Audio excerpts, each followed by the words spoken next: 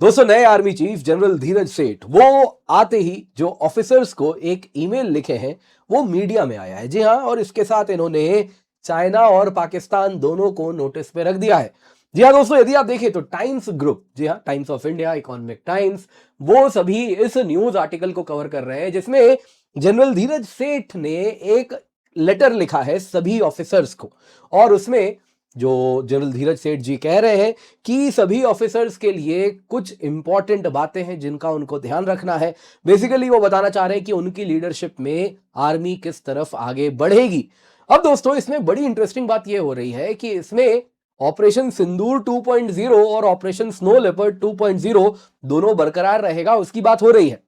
बता देता हूं दोस्तों, मैं ये ईमेल ढूंढना चाहा कि कहीं कोई अवशेष मुझे मिले इस ईमेल का, मुझे नहीं मिला क्योंकि आर्मी का इंटरनल डॉक्यूमेंट होगा तो पब्लिकली नहीं आया है। लेकिन हाँ, टाइम्स ग्रुप के द्वारा इस पर चर्चा हो रही है। और अक्सर इस प्रकार का जो बातें होती हैं पब्लिकली जानबूझ के भी मीडिया में डाला जाता है, तो मानो कुछ वैसे ही डाला जाता है और फिर समय पड़ने पर हटा भी दिया जाता है। तो कुछ वैसा ही दिख रहा है जिसमें अगर आप देखें तो साफ साफ कहा गया है कि ऑपरेशनल प्रिपेयर्डनेस सबसे इंपॉर्टेंट है। ये सभी अफसरों को उन्होंने कह दिया है। साथ ही साथ कह दिया है ऑपरेशन सिंदूर 2.0, ऑपरेशन स्नो लेपर्ड 2.0, उसके लिए हमें तैयार रहना पड़ेगा। यानी टू फ्रंट वॉरफेयर होने वाला है, इसकी तैयारी भारत को करनी होगी और हर तरीके से, हर संभव तरीके से हमें तैयार रहना चाहिए। आप देख सकते हैं दोस्तों, यहां पे जनरल धीरज सेठ ऑपरेशनल प्रिपेयर्डनेस रिव्यू करने के लिए पहला विजिट जो गए हैं वो नॉर्दर्न कमांड में भी उन्होंने किया है। दोस्तों, यहां पे क्या एग्जैक्टली इन्होंने कहा है उस पर चर्चा करेंगे। साथ ही साथ आप में से कई लोग इंटरेस्टेड होंगे, ये स्नो लेपर्ड कौन सा ऑपरेशन है। ऑपरेशन सिंदूर तो आप सबको याद ही है, लेकिन स्नो लेपर्ड में क्या हुआ था कई लोग भूल गए होंगे। तो आइए उन सभी की जो याददाश्त है एक बार वापस रिफ्रेश कर देते हैं। दोस्तों, मलेशिया और इंडोनेशिया के बीच में एक नैरो वाटर बॉडी है। वो कौन सा स्ट्रेट है जो बिजिएस्ट शिपिंग रूट है जो इन्हें सेपरेट करता है?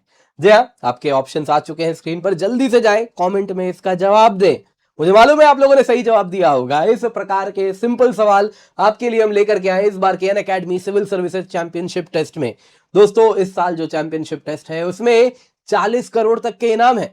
आपको बस और बस पिन कमेंट में, डिस्क्रिप्शन बॉक्स में जो पहला लिंक दिख रहा है, आपको बस और बस उसमें जुड़ जाना है। उसके बाद आपको हमारे साथ जुड़ना है इस संडे को, यानी कि 12 तारीख को सुबह 11 बजे भी आप जुड़ सकते हैं। आप चाहे तो शाम को 5 बजे भी जुड़ सकते हैं, लेकिन जुड़ना अनिवार्य है। क्या करेंगे, जल्दी से जाइए पिन कमेंट में, डिस्क्रिप्शन बॉक्स में जो लिंक है उस पर क्लिक करें और इसके साथ आपको मिल सकता है, जी हाँ, रैंक 1 लाएंगे तो टैबलेट मिल रहा है। इतना ही नहीं, रैंक 2 से लेकर रैंक 81 तक अमेजन गिफ्ट वाउचर्स है, 1000 रुपए तक का इनाम है। इसके सिवा सबके लिए आकर्षक स्कॉलरशिप है, कोई भी खाली हाथ नहीं जाएगा। तो मेक श्योर आपको इस दिए गए डिस्क्रिप्शन बॉक्स पिन कमेंट में जो लिंक है जाके उसमें जुड़ना है और एनरोल अभी कर लेना है। जी हाँ दोस्तों, जनरल धीरज सेठ अब नए आर्मी चीफ है। आपको बता देता हूं, ये आर्मर्ड कोर से आते हैं। आर्मर्ड कोर के आर्मी चीफ बनने करीबन 30 साल बाद आर्मर्ड कोर से आर्मी चीफ आए हैं।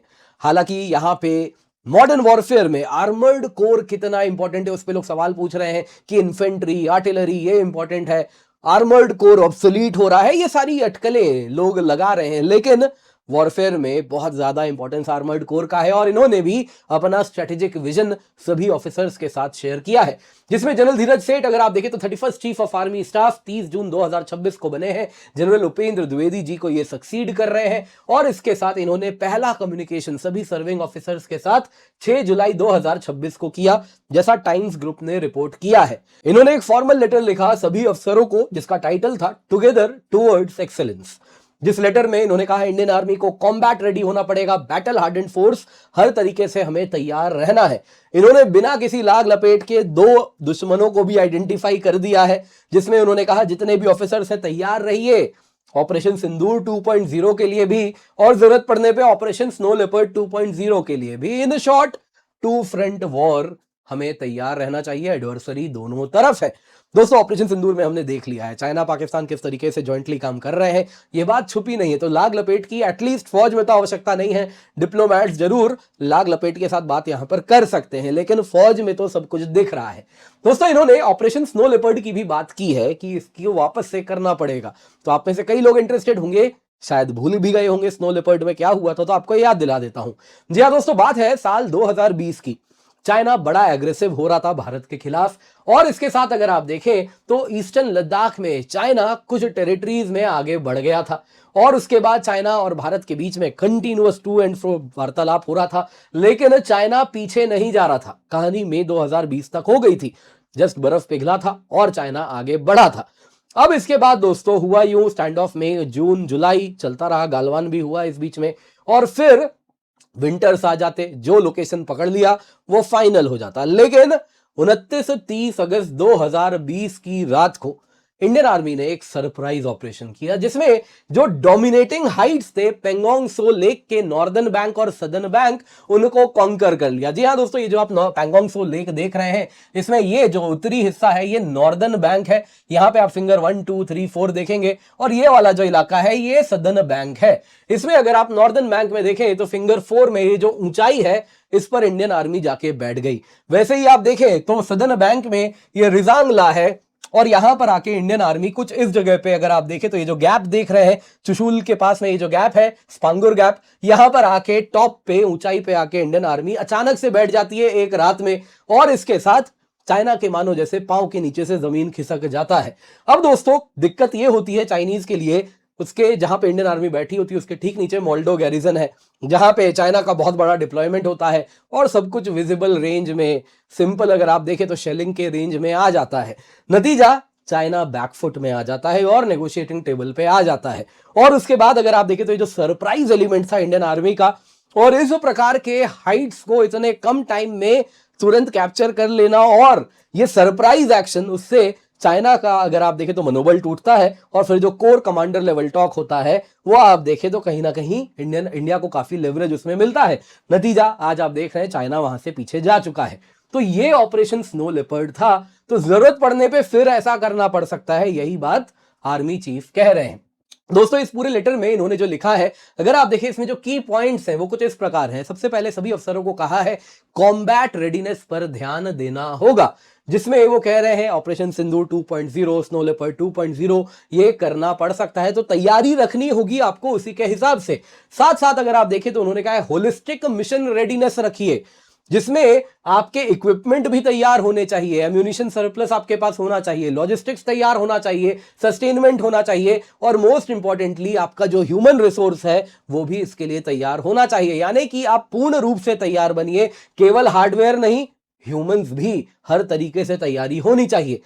फिर इन्होंने कहा जो वॉरफेयर है 21वीं सदी में अब इस जगह पे आ गया है जहां पे सब कुछ बदलने वाला है। इन्होंने कहा मैन अनमैन्ड कंसेप्ट आ गया है, जिसमें अगर आप देखें तो कह रहे हैं एआई की दुनिया है, मशीन लर्निंग है, मल्टी डोमेन ऑपरेशन है, जिसमें वॉरफेयर केवल बैटलफील्ड पे नहीं बल्कि साइबर, स्पेस, कॉग्निटिव लेवल, आपके मस्तिष्क में हर जगह वॉरफेयर लड़ा जा रहा है। तो उसके हिसाब से तैयारी हमें भी करनी होगी।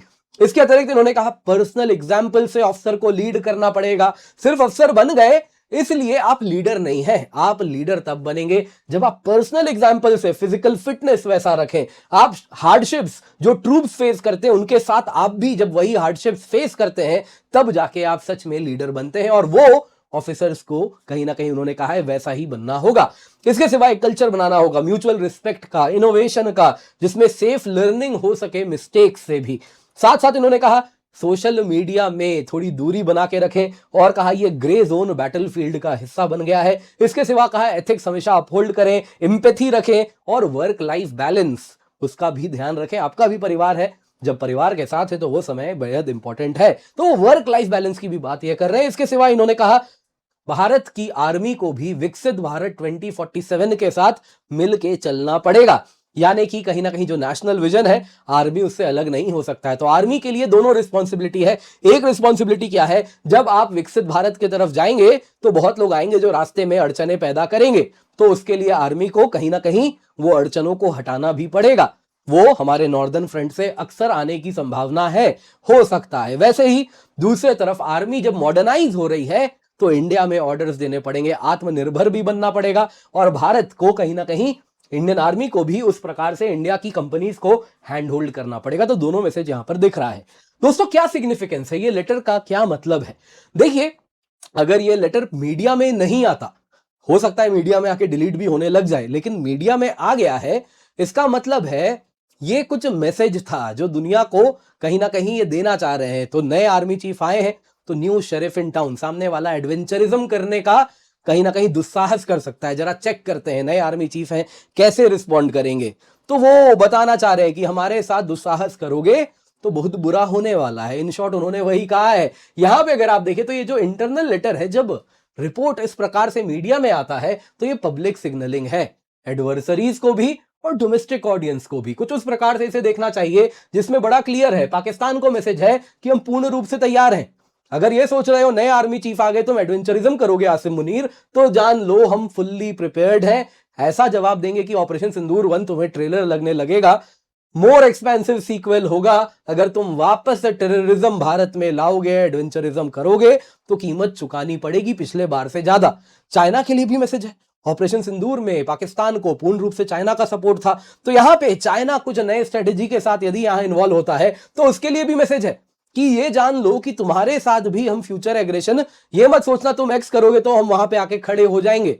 हम उससे आगे बढ़ के जवाब देंगे, ठीक वैसे ही जैसा हमने ऑपरेशन स्नो लेपर्ड में दिया था। तो ये है कि हम Heights, dominating Heights, multi domain response मिलेगा। सिर्फ डिफेंसिव रिस्पॉन्स नहीं, प्रोएक्टिव रिस्पॉन्स आगे बढ़ के तुमको मिलने वाला है। तो तुम भी एडवेंचरिज्म से बचो। दूसरा दोस्तों एक ब्रॉड मैसेज है पब्लिक को, आर्मी को, कि तैयार रहिए, टू फ्रंट वॉर है, दुनिया वॉर के तरफ जा रही है, तो उसमें हमको कहीं से भी पीछे नहीं रहना है, हमें तैयारी पूरी रखनी होगी। वॉर हमारे ऊपर थोपा जाएगा दुनिया जिस तरफ जा रही है, तो उसके लिए हमें अभी से तैयार रहना पड़ेगा।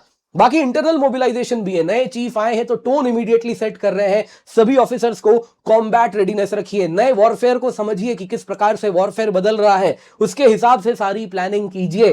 साथ ही साथ सभी को मैसेज ये भी दे रहे हैं कि जनरल धीरज सेठ जैसे ही आ गए हैं तो कहीं ना कहीं उनके अंदर जो इंडियन आर्मी है प्रोएक्टिव होगी, टेक्नोलॉजिकली एजाइल होगी और भी अधिक लीथल होने वाली है। उम्मीद करता हूं दोस्तों आपको वीडियो पसंद आई होगी, लाइक जरूर कीजिएगा। इसके सिवा आपके लिए बेहद जरूरी अनाउंसमेंट है, मात्र 19,999 रुपए में आपके लिए हम सब्सक्रिप्शन लाए हैं, तो जल्दी से जाएं, जाके जुड़ जाएं। जी हाँ, यूज द कोड KC10 ताकि आपको मैक्सिमम डिस्काउंट मिले। अगर आप 18 महीने का सब्सक्रिप्शन लेते हैं मात्र 22,999 में है, 3 साल का सब्सक्रिप्शन लेते हैं तो केवल 31,999 में है, लेकिन ये लिमिटेड पीरियड ऑफर है। यूज द कोड KC10 ताकि आपको मैक्सिमम डिस्काउंट मिल जाए।